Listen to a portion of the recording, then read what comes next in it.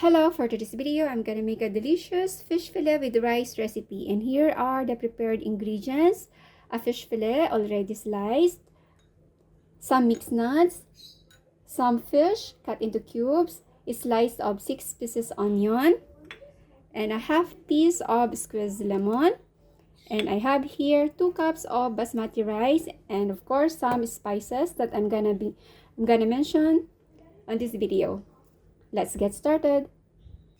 And now let's season our fish. Let's put a teaspoon of salt, a teaspoon of garlic powder,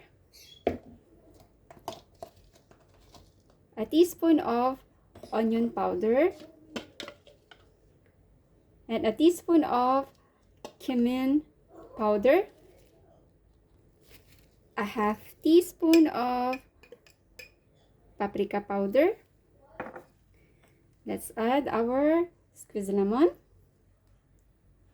and mix it well.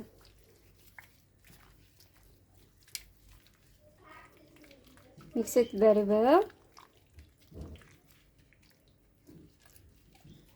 And then set aside. And for the meantime, let's prepare some of our ingredients. In the pan, let's put oil. Let's heat the oil, and when it's hot, let's fry our mixed nuts.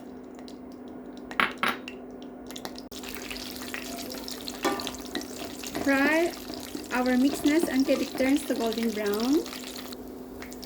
Once it's turned to golden brown, let's remove it from the pan and put it in a drying towel. Now it remove all our nuts, set aside.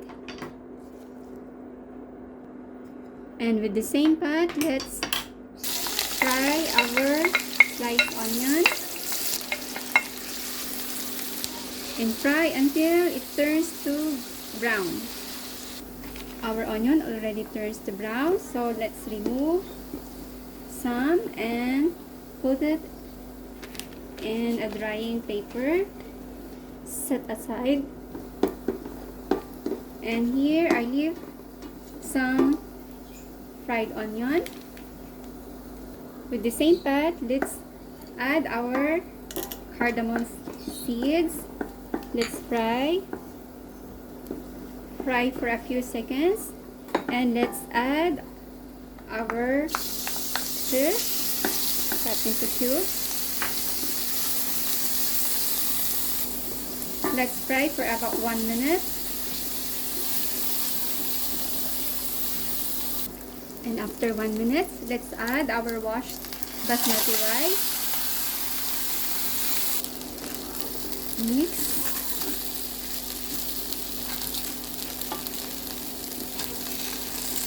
And let's add our spices.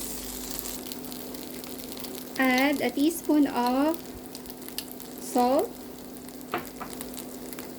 half teaspoon of cinnamon powder, half teaspoon of black pepper powder, and a half teaspoon of coriander powder, and a teaspoon of turmeric powder. Let's mix.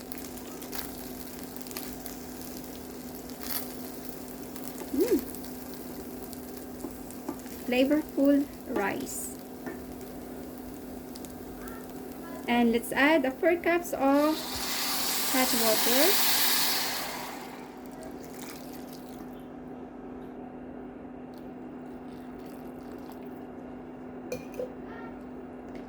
Let's mix it. Let's add a half teaspoon of salt. Once it's boiled, let's cover it and wait until cook.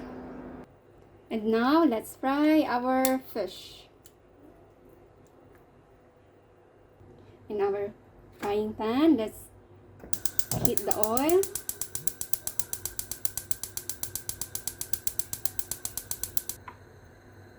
Now our oil is hot. Let's fry our fish. Fry until it changes the color or it turns to a little bit brown.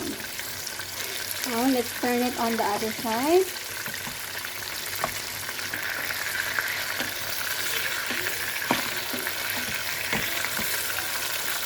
Now it's already done. Let's remove it from the pan and put it in a drying paper.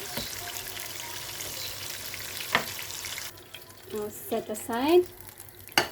And let's fry another batch of the fish. The same procedure. And done. And now let's check our rice.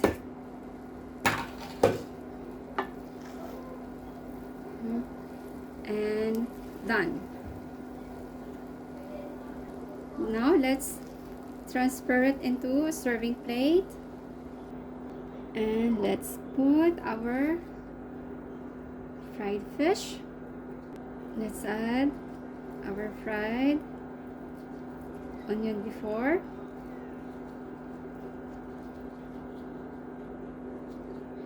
Add some fried nuts.